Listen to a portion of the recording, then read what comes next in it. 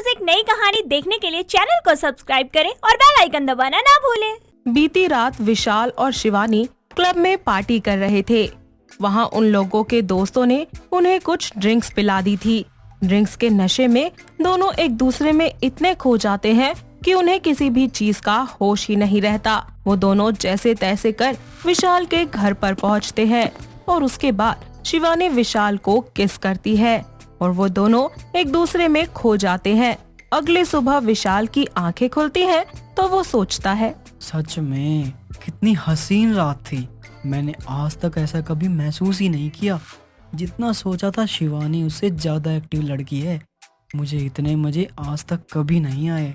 विशाल शिवानी के बारे में सोच ही रहा होता है कि तभी शिवानी की आंख खुल जाती है और वो बहुत ही प्यारी सी आवाज में विशाल से कहती है, गुड मॉर्निंग जान। Very good morning baby. Baby I am sorry, मुझे पता ही नहीं चला कि कब मेरी आंख लग गई। कोई नहीं, वैसे भी सोते हुए तुम और भी हसीन लगती हो सच में। अच्छा नॉटी बॉय। इतना कहकर शिवानी बेड से उठती है और बाथरूम जाने लगती है। ऐसे में विशाल उसका हाथ पकड़कर उससे बोलता है, कहाँ जा रही हो जान? वॉशरूम बेबी, और कहाँ? अकेले अकेले? तो साथ चले फिर। शिवानी विशाल को अपने साथ बाथरूम में ले जाती है और उसके बाद वो दोनों एक बार फिर से एक दूसरे के प्यार में खो जाते हैं। उसी दिन शाम को जब विशाल ऑफिस से निकल रहा होता है तो उसे शिवानी की कही हुई बात याद आती है। शिवानी ने विशाल से सुबह ही कहा था कि शाम को लौटते वक्त उसके लिए केक लेकर आना, तो विशाल उसके लिए केक खरीदने के लिए केक शॉप में चला जाता है। वो शॉप में जाता है तो शॉपकीपर से बोलता है, हेलो, मुझे एक ब्लैक फॉरेस्ट केक देना। जी अभी ला कर देता हूँ। विशाल केक लेकर घर चला जाता है। शिवानी केक देखकर बहुत खुश होती है और विशाल को गले लगा लेती है, जिसके बाद कहती है, thank you so much baby. तुम्हें पता है ना मेरा केक खाने का कितना दिल कर रहा था। मैं जानता हूँ मेरी जान, इसीलिए तो लेकर आया हूँ। इसके बाद शिवानी केक कट करती है और विशाल को खिलाती है। विशाल भी शिवानी को केक खिलाता है और केक खाने के बाद शिवानी विशाल से बोलती है, वाओ कितना टेस्टी केक है ये। हाँ सच में बहुत टेस्टी है, मजा ही आ गया। बेबी तुम कल फिर से मेरे लिए केक लेकर आओगे? पहले इसे तो खत्म कर लो मेरी जान। बेबी ये तो बस अभी खत्म हो जाएगा, कल तुम एक और ले आना। हाँ ले आऊंगा बाबा। वो दोनों केक और खाना खाकर सो जाते हैं। अगले दिन विशाल अपने ऑफिस के लिए निकल रहा होता है तो शिवानी उसको केक के लिए रिमाइंड करवाती है और फिर वो अपने ऑफिस के लिए निकल जाता है। लेकिन शिवानी से शाम तक का इंतजार नहीं होता तो वो विशाल को फोन करके उससे कहती है, बेबी तुम कब आओगे? यार अभी तो 3 ही बजे हैं, शाम तक तो रुक जाओ। नहीं रुका जा रहा ना मुझसे। एक काम करो, तुम मुझे उस शॉप का ना एड्रेस सेंड कर दो, मैं खुद जाकर ले आऊंगी केक। ठीक है मैं करता हूँ। विशाल शिवानी को एड्रेस सेंड कर देता है। फिर शिवानी खुद उसी शॉप पर चली जाती है। जब वो वहाँ पहुँचती है तो उसे एक बहुत ही हैंडसम सा लड़का नजर आता है, जिसको देखकर शिवानी के होश उड़ जाते हैं और वो उसके पास जाकर उससे बोलती है, एक्सक्यूज मी, मुझे केक चाहिए। हाँ जी जरूर मिलेगा, बताइए कौन सा चाहिए? Black forest. जी अभी लेकर आया। यार कितना अच्छा लड़का है ये, कितना हैंडसम है। मैंने आज तक इतना हैंडसम लड़का नहीं देखा। शिवानी तू कहाँ किसी और से प्यार कर रही है, और इसे देख। शिवानी खुद से बात कर ही रही होती है कि उसके पास शॉपकीपर आता है और कहता है, ये लीजिए मैम आपका cake. Thank you so much mister Shivam, मेरा मतलब I am Shivam. Shivani, nice to meet you. Same here ma'am. आप मुझे मैम मत बुलाइए, अच्छा नहीं लग रहा। Oh sorry Shivani ji. Only Shivani. Shivani अक्सर शिवम से मिलने जाया करती।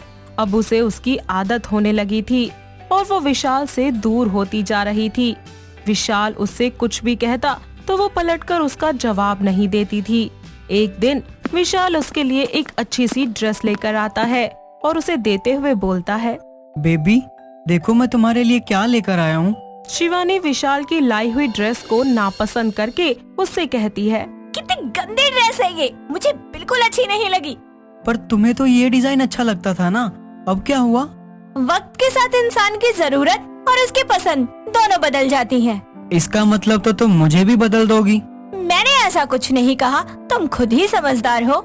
शिवानी की बातों को सुनकर विशाल को बहुत बुरा लगता है और वो उसे बिना कुछ बोले चुपचाप अपने कमरे में जाकर सो जाता है।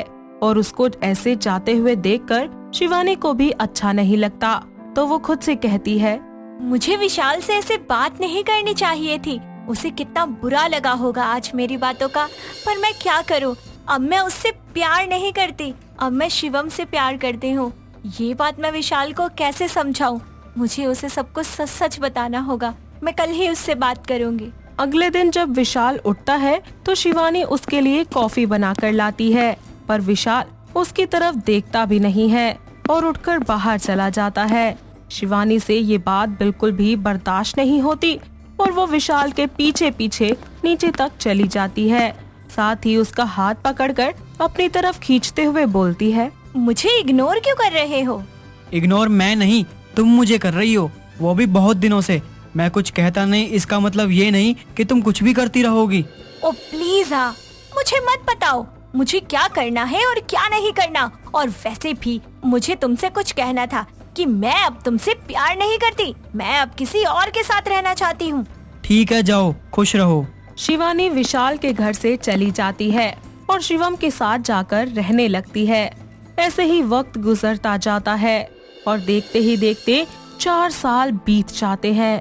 विशाल अपनी जिंदगी में आगे बढ़ चुका था, अपनी सारी पुरानी यादों को भुलाकर जिंदगी की एक नई शुरुआत कर चुका था।